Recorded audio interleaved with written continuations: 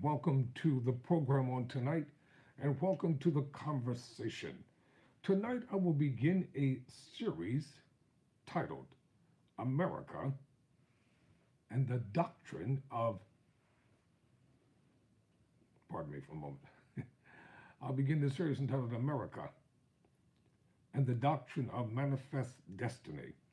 It's a conversation I just want to talk about on this evening, or beginning the topic this evening anyway. And I am really I'm talking to my people because I want you all to know and understand certain things about the historiology of America. Because you're going to be hearing this term a lot during the next 4 years. So know what it is, know what it is not, where did it come from, what is this origin, what's the purpose from it. So during this series, I'll be talking about the Louisiana Purchase, Texas independence, the coming of Manifest Destiny, the Oregon Territory, and the impact of Manifest Destiny, the Civil War, and the Native American Wars. So what is Manifest Destiny? Manifest Destiny, a phrase coined in 1845, is the idea that the United States is destined by God, its advocates believe, to expand its dominion and spread democracy and capitalism across the entire North American continent. The philosophy drove the 19th century U.S. territorial expansion and was used to justify the forced removal of Native Americans and other groups from their homes. The rapid expansion of the United States intensified the issue of slavery, as new states were added to the Union, leading to the outbreak of the Civil War. Let's talk about the Louisiana Purchase. Thanks to a high birth rate and brisk immigration, the United States population exploded in the first half of the 19th century from around 5 million people in 1800 to more than 23 million people by 1850. Such rapid growth, as well as two economic depressions in 1819 and 1839, would drive millions of Americans westward in search of new land and new opportunities. President Thomas Jefferson kicked off the country's westward expansion in 1803 with the Louisiana Purchase, which at some 828,000 square miles, nearly double the size of the United States, and strengthened from the Mississippi River to the Rocky Mountains, in addition to sponsoring the Western expedition of Lewis and Clark of 1805 to 1807. Jefferson also set his sights on Spanish Florida, a process that was finally concluded in 1819 under President James Monroe.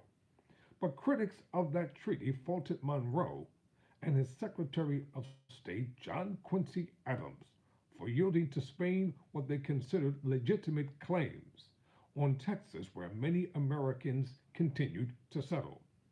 In 1823, Monroe invoked Manifest Destiny when he spoke before Congress to warn European nations not to interfere with America's westward expansion, threatening any attempt by Europeans to colonize the, quote, American continents, close quote, would be seen as an act of war.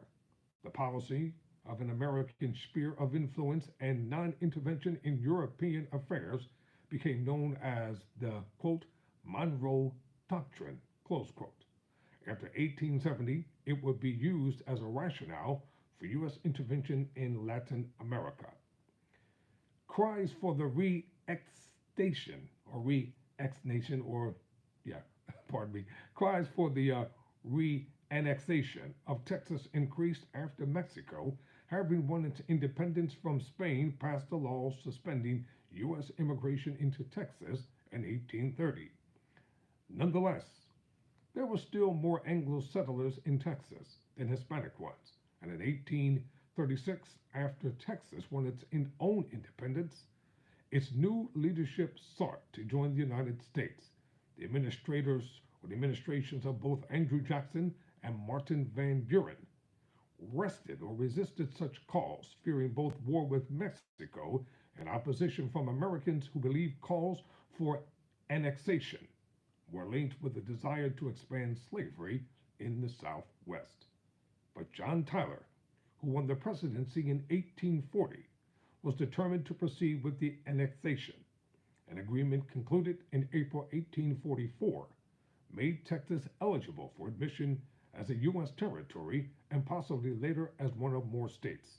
Despite opposition of this agreement in Congress, the pro-annexation candidate James K. Polk won the 1844 election, and Tyler was able to push the bill through and sign it before he left office. So by the time Texas was admitted to the Union as a state in December 1845, the idea that the United States must inevitably expand westward all the way to the Pacific Ocean had taken a firm hold among people from different regions, classes, and political persuasions. The phrase manifest destiny, which emerged as the best known expression of this mindset, first appeared in an editorial published in the July-August 1845 issue of the Democratic Review. In it, the writer criticized the opposition that still lingered against the annexation of Texas, urging national unity on behalf of the fulfillment of our manifest destiny to overspread the continent allocated by Providence for the free development of our yearly multiplying millions. As the phrase also appeared in a nearly identical context in a July 1845 article in the New York Morning News.